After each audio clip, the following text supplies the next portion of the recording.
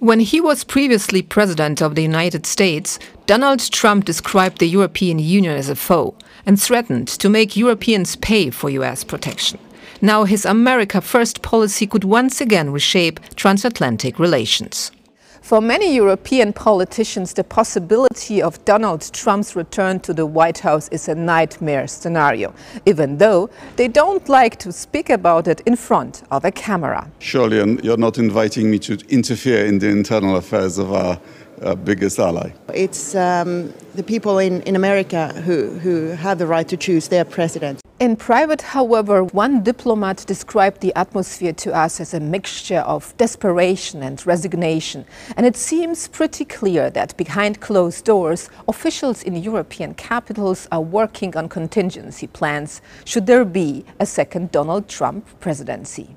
I'm sure that there are contingency plans. They're not going to wait until the last moment. The advantage that they have is Trump is not anymore, unlike what was the case in 2016, 2017, is not an unknown person anymore. During his first term in office, Trump imposed tariffs on trade with EU members. He pulled out of the Paris Climate Agreement, and in what was the biggest shock, he repeatedly questioned the US commitment to the NATO alliance. Now he is delivering the same messages on the campaign trail. One of the presidents of a big country stood up and said, "Well, sir, if we don't pay and we're attacked by Russia, will you protect us?" I said, "No, I would not protect you. In fact, I would encourage them to do whatever the hell they want. You got to pay." So could a second Trump presidency mean the end of NATO?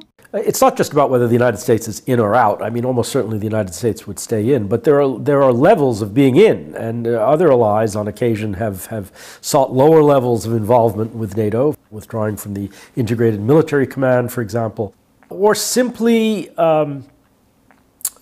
focusing on areas outside of the European security orbit, which would leave Europe in a position of having to sort of somehow fill that gap.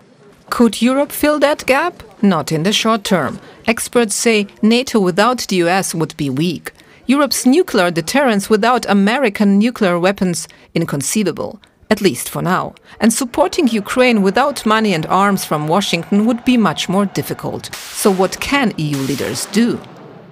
No matter what will happen in the US, Europe has to be able to do more on our own and in cooperation with our allies. This is a wake-up call for everybody in Europe to do more for European own defense. Doing more for European security could help, but it will take time for countries to be able to do that.